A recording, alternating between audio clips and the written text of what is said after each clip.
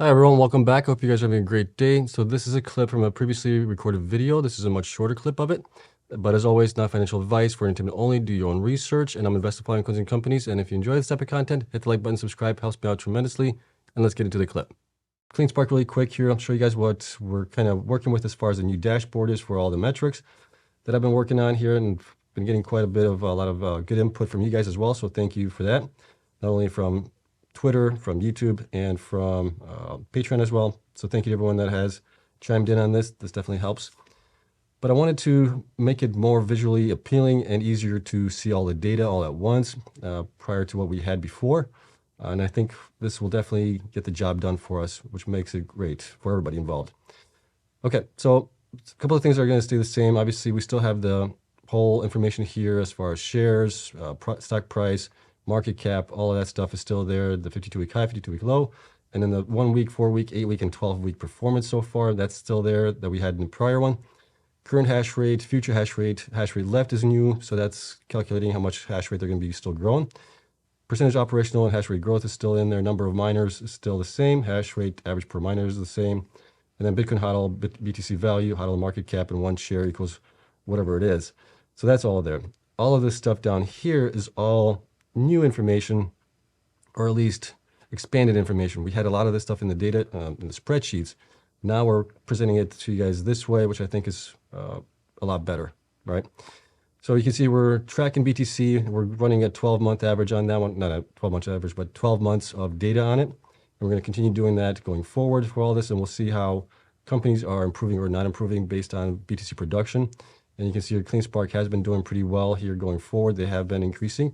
Have had a little bit of a dip here in the last 2 months, but still in the upward trajectory. And then a couple of charts here that we do have, these donut charts. We provide, this is the market cap of the company and the BTC value. So if you take the market cap and subtract basically the HODL value, which is right here, you get the percentages of what each one represents on that one. Hash rate left to install, this is representing that. Future hash rate is where they're going to be. Bitcoin HODL is what they currently are HODLing, what they sold in the month, and then BTC, what they generated in the month. So you get a nice little chart of all that that's included there. Monthly difference, this is the hash rate increase or decrease depending, or Bitcoin generated, Bitcoin revenue, Bitcoin mined, I guess, what I'm trying to say. So that's the monthly difference on that one. I should probably label that as month over month Bitcoin difference. And you can see how each month they're either going up in generating more Bitcoins or less some months, and that's shown in here quite easily. Then we also have the BTC per exahash in here, which you can see how that has been coming down. We've seen that for pretty much all the miners. I'm going to try and add in here the average for the miners. I'll probably break them down into groups as well, possibly, if I can do this. No promises here, but I'll try to get it broken down into large miners, mid miners, or medium miners, and small miners. And then we'll kind of see how those are comparable to each other. Okay, so that's kind of one of the plans I have there. Then we have the BTC HODL over the months. How that has progressed or gone up or gone down. With Cleanspark, it obviously has come down, but they have been growing tremendously here, so that's okay. And then here we have how much they sold as far as Bitcoins. We can see that they've been selling pretty consistently around the 500 mark. Sometimes we get a little bit above that, around 836 here in October. And in February of this year as well, they sold quite a bit here, but they did buy a lot of miners. In February, I believe it was at those S19 Pro Pluses that they purchased. So I think that was part of that reasoning there. Okay, so that's the first page here. The second page has hash rate and revenue. So here we're looking at how well they've grown their hash rate, which is the first chart over here. We're also looking at hash rate growth month over month. So we can see here if they're growing nicely each month, or if there's a pause in the growth, or if they're declining. In some instances, we have miners that have declined. And then we're looking also at the monthly revenue based on the Bitcoins that they did mine for that, and then Bitcoin sold value. So we can compare it to see how much they generated in Bitcoin and how much they actually sold. Is it more than they generated or less? We can compare it really quickly here. And then we were looking at the last 4 quarters of revenue. And we also have the current quarter estimated here, which is in black as well, to kind of show where the current quarter is looking at. So this would be Q1 for them right now. So we've seen that they have been coming down here through Q4, and then Q1 and Q2 for them is going to be a nice improvement here overall. Then the last 4 quarters operating costs. These are pretty tied in together. So you can see on the chart that's 44 million for the top here. We can kind of see where those costs have been at. And Q1, they did have quite a bit of costs here on that one. Okay, so that's page 2. And then page 3, we get into some other metrics as well that I thought would be kind of interesting to see. So I added in here cost to mine 1 BTC minus depreciation. So I try to get this as accurate as possible. Some miners provide pretty good information that's broken down really well. Others put a lot of stuff into their operating costs that jack their prices up on BTC production. So I'll try and explain those when I do see those. But we see that. We also see the Bitcoin mined quarterly. Is that increasing? Is that decreasing? That's always a good cue there. And then we also have debt to equity ratios. Lower is always better. Current ratio, higher is always better on that one. So we can see how they're progressing that over the last 4 quarters. And then total current assets, we can see what's going on there as far as how their assets are performing. This is basically 12 months worth of assets they have available to them. And then total current liabilities as far as how that stacks up.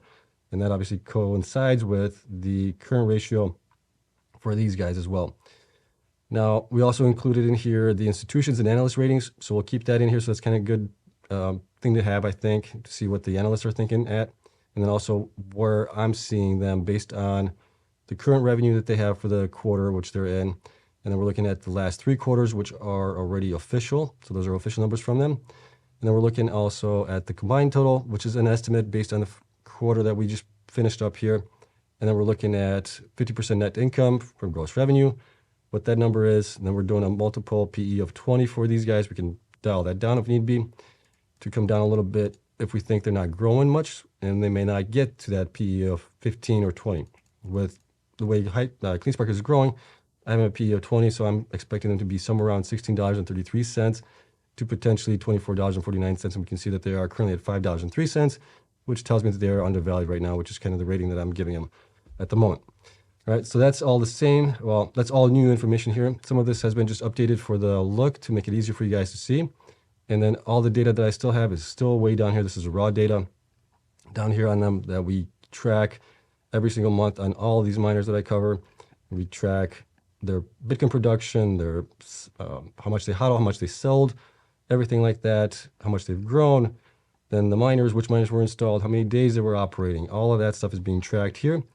We also have their financials in here as well quarterly, so we can do a lot of things with this data as well. And we'll see, maybe we get more input. We'll put more stuff into these upper charts. So I just want to kind of go over this really quick with you guys, just to kind of show you what is in the works. And this will be coming down, obviously, for all the rest of the miners as well. This should be done before, I'm guessing, probably by the, not that one. I didn't want that one. Where did it go? This one. That should be done probably, I'm hoping to have everything done for all the miners before they start reporting their production updates for this current month of April. So that's kind of the plan there, okay? Let me know what you guys think. I think a lot of you guys are for this. It makes it a lot easier for you guys, but let me know if I can improve this anyway to make it easier for you guys, okay? So that's it on that one. Let's take a look at the